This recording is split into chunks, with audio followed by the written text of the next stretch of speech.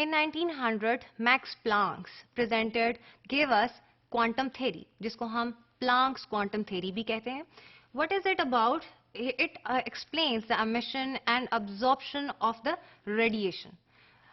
Planck's quantum जो है, Max Planck जिन्होंने quantum theory the, it was his great contribution. ठीक है, जिसने जो साइंस है कन्वेंशनल साइंस उसको चेंज किया और इसकी वजह से इनको फादर ऑफ क्वांटम फिजिक्स भी कहा जाता है. एक्चुअली अकॉर्डिंग क्या डिस्क्राइब करती है ये theory? Energy travels in a discontinuous manner and it is composed of tiny discrete units. Energy के यूनिट्स हैं जिनको हम क्या कह रहे हैं? टाइनी डिस्क्रीट यूनिट्स हैं, इनको क्वांटा बोल रहे हैं. ठीक है, this theory is described with 3 or 4 postulates. What are these? We'll have a look. First postulate states energy is emitted or absorbed in a discontinuous manner. Energy is not emitted nor absorbed continuously, rather it is emitted or absorbed in a discontinuous manner. ठीक है, और किस तरह से? In the form of wave packets. Each wave packet or quantum is associated with a definite amount of energy. In case of light, the quantum of energy is often called photon. हमने कहा energy जो है वो उसके discrete units हैं, तो we want के how much actual energy is associated with that unit. और इसी this is the time when we are trying to say हम रेडिएशंस की बात करें हैं, वेव पैकेट्स की बात करें. So it is important to know when Planck's gave us the Planck's quantum theory, this was the era जब बहुत ज्यादा नई इजादात जो है, न्यू इन्वेंशंस, न्यू डिस्कवरीज हो रही थी, बहुत सारी थ्योरीज दी जा रही थी इन केमिस्ट्री में. और the important issue, the debatable issue at that time was the wave particle duality. ठीक है, so Planck's quantum theory was a breakthrough. इसने बहुत हेल्प किया in solving many problems which was at that time not clear. Second postulate है the amount of energy associated with the quantum of radiation. Radiation के जो quantum जो discrete units हैं उसके साथ जो एनर्जी एसोसिएटेड होती है is actually proportional to the frequency of radiation. Now there is a relationship between the energy of radiation and the frequency of those waves, क्योंकि हम वेव नेचर की बात कर रहे हैं इस वक्त. तो wave nature of energy radiation है, तो उनकी फ्रीक्वेंसी क्या होता है? Frequency is the number of waves passing through a point per second. So how will energy is directly proportional to nu. This is not V, this is nu. It's have shape like V, but थोड़े से rough edges के साथ. It's nu. Energy is E, directly proportional to nu. Now this proportionality sign is changed to equality. जब equality को हम proportionality को equality से replace करते हैं, so we need a constant जिसको हम place कर सकें equation में. तो यहाँ पे जो कांस्टेंट यूज हुआ है, this is represented by H. It is Planck's constant और इसकी जो एनर्जी, इसका जो वैल्यू है वो है 6.626 into 10⁻⁻34 joule second. What actually is Planck's constant? It is, अगर आप इसी इक्वेशन को देखें, E is equals to h new.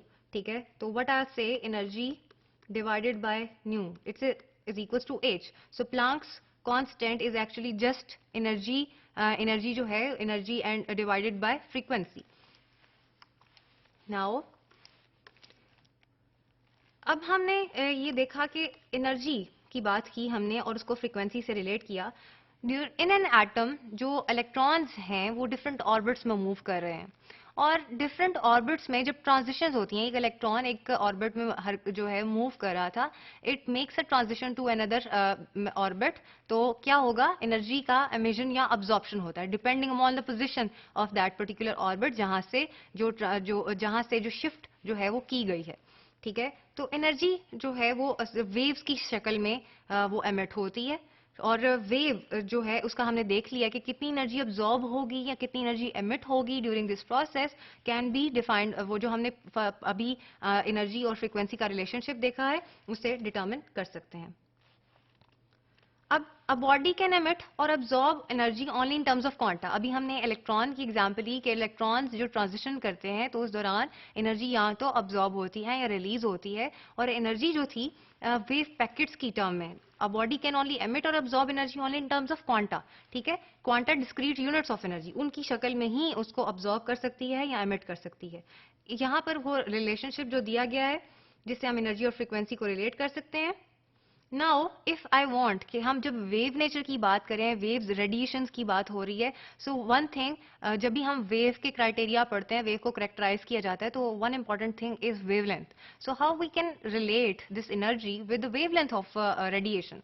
सो जैसे कि स्पीड ऑफ लाइट जब हमने पढ़ा था, तो हमने जो लाइट की रेडिएशंस हैं उनमें एक जो हमने एक रिलेशनशिप पढ़ा, फ्रीक्वेंसी जो है is equals to speed divide by wavelength. So this is nu is equals to c divide by lambda. Lambda is for wavelength. So if we replace nu with this value, this value over here, what will you get? Greater the wavelength, first we should make an inference कि क्योंकि जो frequency है has an inverse relation with wavelength. So greater the wavelength, smaller the frequency of the photon. How is it related to the energy? अब हमने energy A is equals to h nu, जो हमारे पास equation थी original, उसमें हमने nu को replace किया है c by lambda से, तो हमारे पास जो equation बनी है is equals to hc by lambda. Now lambda is for wavelength. Wavelength is inversely related with energy. So wavelengths, radiation जिनकी wavelength जो है वो small हो, greater energy possess करती हैं. Wavelength, how we will define wavelength? Wavelength is the distance between the two adjacent crust and trough expressed. अब जब भी crust and trough wave की बात करते हैं, तो wave को हम draw करते हैं like this, crust and trough. ठीक है, ups and downs, ये जो है crust है, and this part the down जो एक curve बनती है उसको हम trough बोल देते हैं. तो adjacent crust, ये जो adjacent crust आते हैं उनके दरमियान का जो distance है उसको हम wavelength बोल देते हैं. सो वेवलेंथ को जब मेजर, क्योंकि ये डिस्टेंस है एक तरह का, तो और but talking about the waves it's a very minute type of distance, तो इसको हम स्मॉल यूनिट्स में मेजर करते हैं, एंगस्ट्रॉम में, नैनोमीटर्स में एंड पिकोमीटर्स में. वेव नंबर, जब भी वेव्स को डिफाइन करते हैं या करेक्टराइज करते हैं, एक इंपॉर्टेंट टर्मिनोलॉजी वेव नंबर है. Wave number is the number of waves per unit length and it is reciprocal to wavelength. It is reciprocal to wavelength, so we must write it as, wave number को nu bar से represent किया जाता है. Nu bar is equal to 1 over lambda. That means inverse relationship है इसका wavelength के साथ. What if we replace the energy की जो हमने इक्वेशन बनाई थी, is equal to hc over lambda. If I just replace lambda with nu, so this will become E is equals to hc new bar. ठीक है, this is now the wave number. Greater the wave number, greater will be the energy. This is how we have learned कि जो energy of radiation है वो किस तरह से wave की, उस रेडिएशन जो हैं उनके वेवलेंथ, उनके वेव नंबर एंड फ्रीक्वेंसी से रिलेटेड है. And these all postulates which were given, which were there in Planck's theory, Planck's quantum theory, these were of great importance, and later on it were widely been accepted, was used by Bohr to in the establishment of Bohr's atomic model.